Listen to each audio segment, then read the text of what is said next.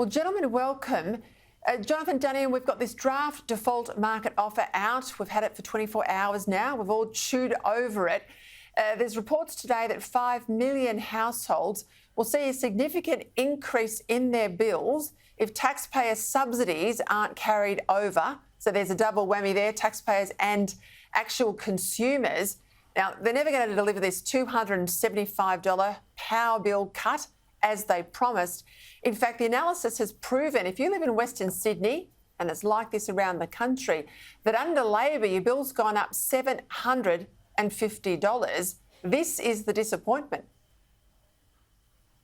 Well, disappointment's a very generous understatement, I've got to say. I mean, the fact is it was a core promise of the last election to bring down power prices amongst other cost of living pressures, power prices by $275. Analysis shows that an ordinary average household has had their power bills go up by over $1,000, nearly 40% increase under this government.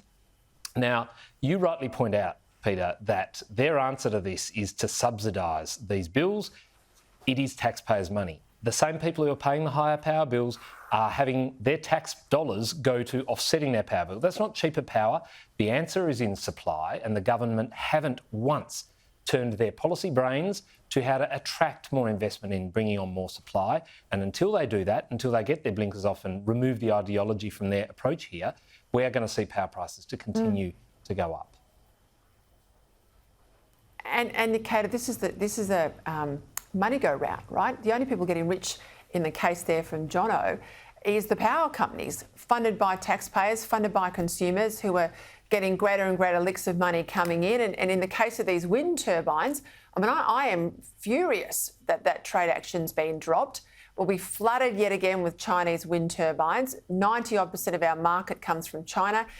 Ditto with photovoltaics, solar panels. And of course, we know they're banking on offshore wind in a big way to get to these targets. A lot of those companies are foreign owned. You know, they're out of the Netherlands, they're out of Norway, they're out of Europe. Australians will lose jobs here. The money's not staying in Australia. They're all bankrolled by our subsidies. And the poor old punter in Penrith are paying power bills that they are literally making decisions. Can they afford to turn a heater on in a country as rich and resource prosperous as Australia? Yeah, it's bad enough that most of this investment is coming from overseas and so the profits will go overseas. But it's worse in the case of China, and giving the green light to China to just move in to the turbine market and do what it did with solar panels, which is basically to become the dominant player in the market as a first step to becoming the only player in the market.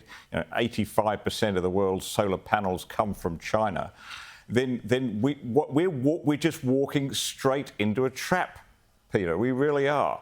And it's the same with electric vehicles. 87% of the electric vehicles bought in Australia last year came from China, and that includes 2 Teslas, the Tesla Y and the Tesla Model 3. And then you go to the transmission lines, where all the steel, the aluminium cable, the whole box and dice is largely coming from China. We are going to be absolutely in debt to China by the end of the century, end of the decade. Sorry, we won't be able to do anything in the energy sector without them. And Chris Bowen talks about us becoming a renewable energy superpower. I mean, he's delusional, quite frankly, Peter. China is already the dominant renewable energy superpower and will be the only one for some time to come. And of course, Jono, alongside national security, increasingly there's the term energy security, and if Nick's scenario plays out, which it will, our terms of trade will go the other way. You know, a wind turbine is a lot more expensive than a lobster. We'll owe China money. We're already deeply in debt. We owe a lot of our money overseas. Well, we'll owe it to China. But we're also, in an energy security sense, incredibly vulnerable. I mean, how do we fight back against a Chinese invasion in our region if China's paying our power bills, supplying our power in this country? I mean, this is what concerns me, is how short-sighted all of this is. For what? For what? We're not even 1 and a bit % of global emissions. Yeah, again, ideology driving decision-making around the future of our country is always going to end in disaster.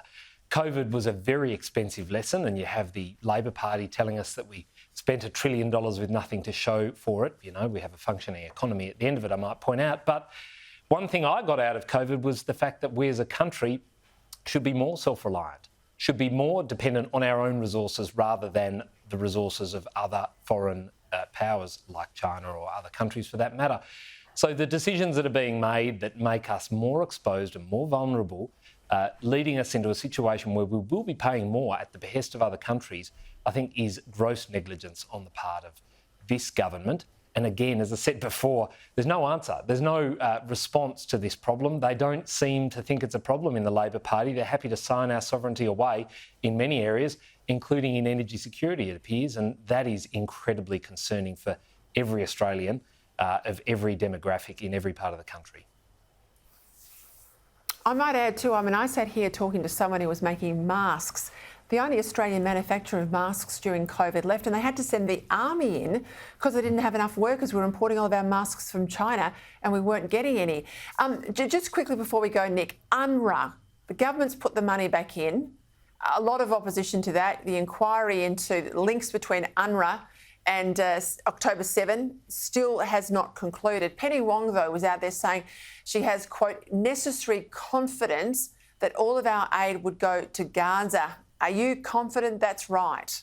I have zero confidence, Peter. This is a reckless and dangerous decision. It's driven by appeasing the left in the Labor Party. It's nothing to do with the facts on the ground, which all suggest that we should stay clear of UNRWA for the time being. Thank you, Nick. Thank you, Senator Duniam. See you both next week.